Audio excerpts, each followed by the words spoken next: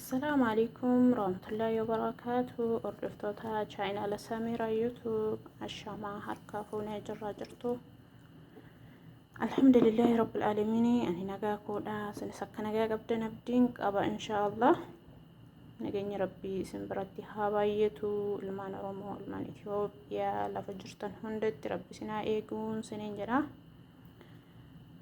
har'a viidiyoo gabaabaadhaan walitti deebinee jirra saniin jedha. Viidiyoon koo har'a asiiraa leemonaa fi naanaa haala kamiin akka hojjetannudha. Kun akkuma viidiyoo irratti argitanii hunda isaallee jaayiza godheen jira, qopheesseen jira jechuudha. Faayidaan isaas immoo maali yoo jettanii asirra leemonaa fi naanaanii jechuudha. Na garaa keenyaa fi gahee guddaa qaba jechuudha. Yeroo tokko tokko yeroo appetaayitii bakka yeroo nyaanni faa nama dabbaru jechuudha. Nyaatuma nyaannee yeroo garaa keenya keessaa daajestiin taane jechuudha. Yeroo tokko tokko nyaanni nama tamacha'u jechuudha. Asiira leemona kanaa fi naanaa walitti asiira isaa hojjetatanii yoo dhugan faayidaa guddaa qaba. Garaa ciniinnaa fi siniin jedha. Sakanatii fi asiira kanan jaayiza sinii godhee dhufee tafaddalu haala kamiin akkana hojjedhullee maal akkan fidee dhufeellee sinittiin argisiisaa jechuudha. Hedduu tokko bareedaadha. Garaa ciniinnaa fi nyaata nyaannellee yeroo tokko tokko nama tottofsiisu nyaanni nama tamachaane jechuudha. Yeroo hundatu hin taane jira yeroo tokko tokko nyaata nyaannee makaanii yeroo garaan keenya daajistii kan hin goone bakka kan das nama hin jenne garaa keenya kiyaan chochoone waan yeroo tokko tokko nu mudataa jechuudha.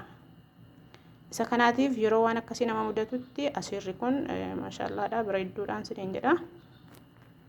Anillee waan itti fayyadamee argedha siniin jedha. Har'a garuu baay'ee miti xiqquma wayiin sinitti argisiisuuf jecha fidee dhufeen siniin jedha. Inni kuni naanaadha. Akkuma argitan naanaa miiceen jaayiza godhee jira. Inni kuni bishaanidha inni kun jechuudha. Bishaan qulqulluu ta'uu qaba jechuudha. Yeroo hojjetannutti bishaan qorraa ta'e qulqulluusaa jechuudha. Inni kun immoo sukkaaraa jechuudha. Inni kuni salca. Inni kun immoo leemona asiira bishaan isaa jechuudha. Bishaan asiira leemona cuunfee loomii yookaan leemona cuunfeetaniin jaayiza godhee jira jechuudha. Kun leemona, kun salca, sukkaara, bishaanii fi naanaa. Kana hunda isaa iddoo tokkotti walitti nannee kallaaxa kanatti kallaadhnaa jechuudha.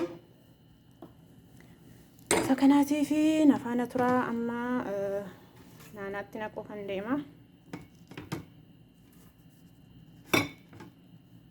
Okay, achi booddee sukkaara. Jechuun xiqqoo mandalagaa jechuudha. Waan naga'u qofaa baay'eetu hin taane xiqqoo. Isin amma barbaaddanii hojjetachuu dandeessu jechuudha. Kun leemonadha. Asiira isaa bishaan isaa jechuudha. Bishaan leemona.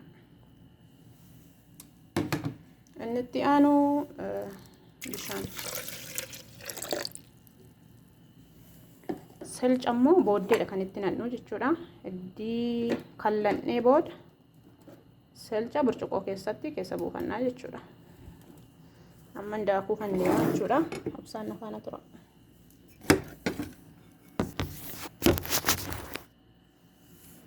Bismillah.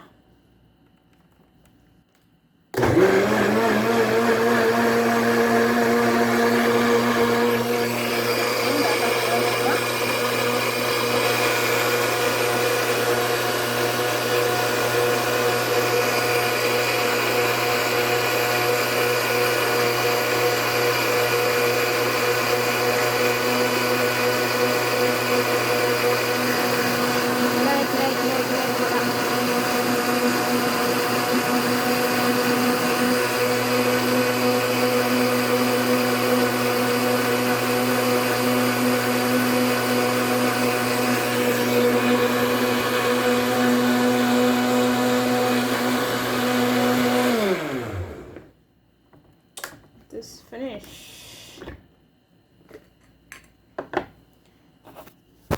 Okay, amma finnee jirra jechuudha. Wanti nu hafe burcuqqootti naqannee dhuguu qofa jechuudha. Inni kun salca. Okay, kana jechuudha. Asiirri keenya jaayiza ta'ee jira. Faddalaan siniin jedha. Qottaa dhugaa. Wallahi baay'ee tokko bareedduudha. Garaa dhukkubbiif jechuudha. Maaliif leemoon garaaf illee bareedduudha.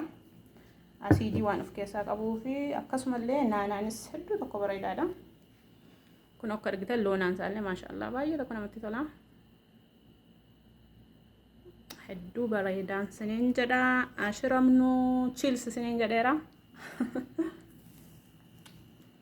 Waaw. Maashaallah tabaarakallah. Hedduu mi'aa, hedduu bareeda. Isinillee yeroo tokko yeroo nyaanni daajistiitiin ta'uu didu yeroo appitaayitiin nyaataa faasin cufamu yeroo kana uddanii maashaallah garaan keessanii sochii argisiisaa jechuudha. Maaliif garaa namaa keessaa nyaata jiru bittinneessaa jechuudha. Isa kanaatiif hedduu tokko bareedaadha itti fayyadama. Ilmaan Oromoo qashtiiwwan koo lammiiwwan koo hedduun sin jaalladha. Innaa kana isinitti argisiisuuf jedheen taa'abaan ture dadhabaan ture. Innaa please isinis immoo laayikiidhaanis sheeriidhaanis warri maatii kon ta'in immoo subscribe godhaatu maatii kotti dabalamaan siniin jedha. Please wal jajjabeessaa walaa jajjabeessinu. Innaa kanaaf nuti yoo waliin jajjabeessine ormi bakkeedhaa dhufee nuun jabeessu. Viidiyoo walii yeroo arginullee laayikii tuqaa. Sheeriifaa walii godhaa.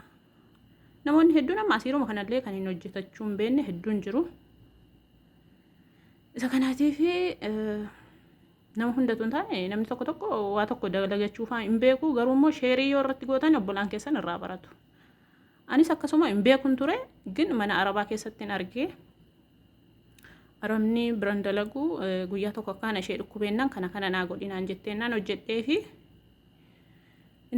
anis dhugee argee ergasiitii khalaas nan cannaqu jechuudha.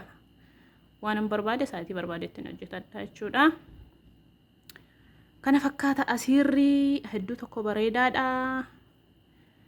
Yoo baay'ate leemoona firee tokko wayii lama naanaa xiqqishuu salca sukkaara baqqaany.